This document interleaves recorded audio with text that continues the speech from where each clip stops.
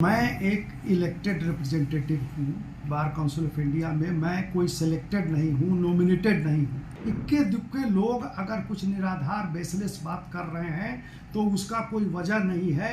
ये कोई ट्रस्ट की बात कर रहा है, कोई रिलेशन के अपॉइंटमेंट की बात कर रहा है, ये सारे के सारे ये सब निराधार बातें अभी आज की तारीख में आके सामने आ रही हैं। कि ऐसा है कि मैं एक इलेक्टेड रिप्रेजेंटेटिव हूँ बार काउंसिल ऑफ इंडिया में। मैं कोई सिलेक्टेड नहीं हूँ, नॉमिनेटेड नहीं हूँ। एडवोकेट्स एक्ट के तहत ये एक स्टैट्यूटरी बॉडी है। इसमें देश के सारे 25 लाख से ऊपर वकील वो वोटर हैं। वो सबसे पहले अपना प्रतिनिधि चुनते हैं स्टेट बार काउंसिल में। स्टेट बार काउंसिल के सारे प्रतिनिधि मिलके बार काउंसिल ऑफ इंडिया में अपना प्रतिनिधि, अपना रिप्रेजेंटेटिव भेजते हैं और वो सारे रिप्रेजेंटेटिव सारे स्टेट के वो मिलके अपना चेयरमैन और वाइस चेयरमैन चुनते हैं। ये मेरा पीसफुली 7वां टर्म है। 6 टर्म से मैं अनअपोज्ड इलेक्ट होता रहा हूँ। आज की तारीख में भी 2/3 मेजोरिटी से ज़्यादा बार काउंसिल जो हमारा है उसके मेंबर्स हमारे साथ हैं। इक्के दुक्के लोग अगर कुछ निराधार बेसलेस बात कर रहे हैं तो उसका कोई वजह नहीं है। ये कोई ट्रस्ट की बात कर रहा है, कोई रिलेशन के अपॉइंटमेंट की बात कर रहा है, ये सारे के सारे ये सब निराधार बातें अभी आज की तारीख में आके सामने आ रही हैं।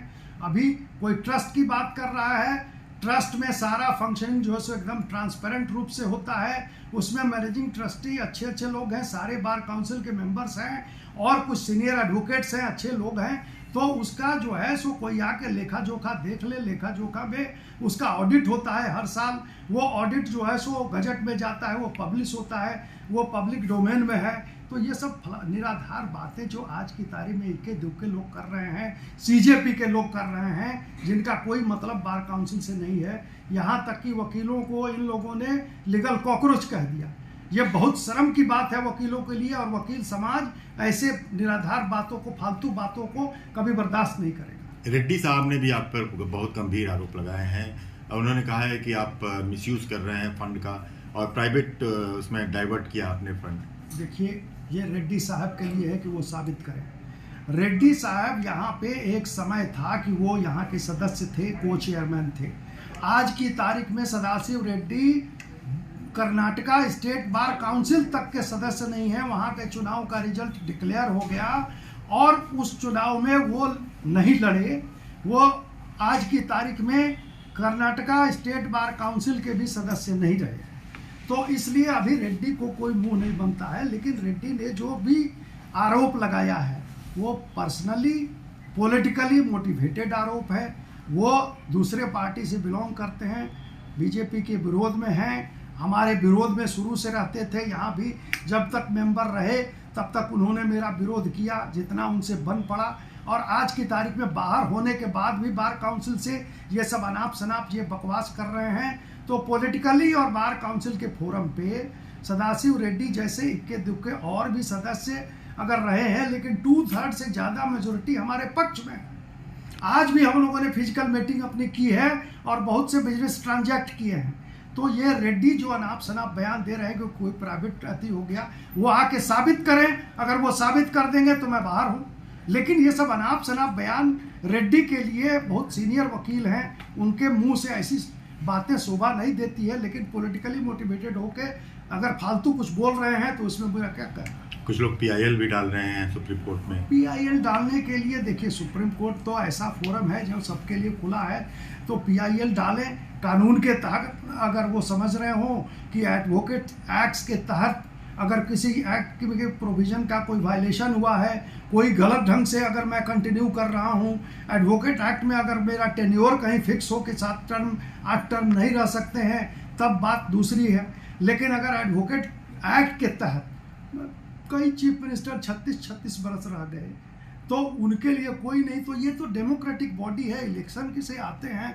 यहाँ जितने दिन हमारे काउंसिल के सदस्य चाहेंगे उतना दिन मैं रहूँगा। ये लोगों को कुछ खुंदक लग गई कि अब मनन मिश्रा को ऐसे नहीं तो कोर्ट के फोरम से ही हटा दो। मुझे नहीं लगता है कि कोर्ट के फोरम का कोई अधिकार बनता है, चाहे कोर्ट का इसमें कोई जुरिडिक्शन है कि ऐसे PIL को फालतू PIL को इंटरटेन भी करे। मैं नहीं समझता हूँ कि इंटरटेन करेगा कोर्ट। यहाँ के फोरम से, अरे भाई किसी को लड़ना है चुनाव आइए, आके चुनाव स्टेट का लड़िए, फिर बीसीआई का लड़िए, फिर अध्यक्ष का लड़िए। ये 3-3 स्टेप पे लड़ाई होती है। मर्द की तरह आके लड़िए, आमने सामने आके लड़िए, मनन मिश्रा को डिफीट कर दीजिए। लेकिन वो नहीं हो रहा है। अब उससे हार गए, मैदान में नहीं जा सकते, वोटर के बीच में नहीं जा सकते, तो सोशल मीडिया की लड़ाई, पीआईएल की लड़ाई, इससे मनन मिश्रा नहीं हटने को है।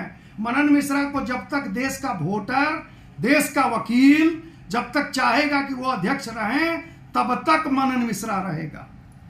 Thank you sir. इस समय इतनी ज्यादा अटकलें लग रही हैं, there is a very serious allegation being raised by your co-chairman Mr. Reddy about the financial irregularities committed by the BCI over the years. First of all, I must clarify, he is not a co-chairman of Bar Council of India. Rather, today he is not even a member of the State Bar Council. He has not contested the elections of Karnataka Bar Council, and the results of Karnataka Bar Council have already been declared.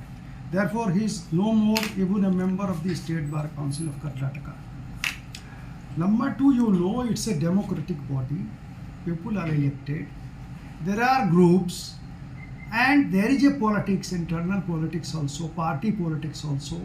He belongs to another political party, and he supports normally the Congress people. Therefore, it's all political vendetta and political stunt out of which he has opened his mouth. He has been the member of the Bar Council of India for last about 8.5 years. But throughout 8.5 years, he has never opened his mouth. Now he is talking something about the trust of which he himself is a trustee. Therefore, all these bakwas, all these baseless allegations leveled by this Mr. Sadasiv Reddy has no meaning at all. He has no concern with Bar Council of India today. He is not a co-chairman. He is not even a member of the State Bar Council. And this is because of personal bias, political bias. Therefore, it should not be taken note of. Sir, do you see his statement as defamatory that is released against you? See, in a political scene and in a political circle, you know, many things defamatory or against you, you are to tolerate. Therefore, he has been a member of the Bar Council of India. He has been a colleague for last 8.5 years almost. Therefore, and in the times of trouble, I have helped him also. Once upon a time, he was removed by the Karnataka Bar Council. A no confidence motion was passed by Karnataka Bar Council, and it was placed before the Bar Council of India. But I was the man, I was the chairman who defended him. I said that no, in such a manner he should not be removed, and I defended him. But this is... So one more thing. Do you see his statement that would affect the integrity of BCI? Not at all. Not at all. Not at all. Nobody takes notice of it. Just now, only 15 minutes back, the Bar Council of India members, we have held our physical meeting. All the members are standing with solidarity with me, and the Bar Council of India is still a very strong institution. It will be a very strong institution in future also. Therefore, a man like Sadasiv Reddy or ABCD, whatever they may say,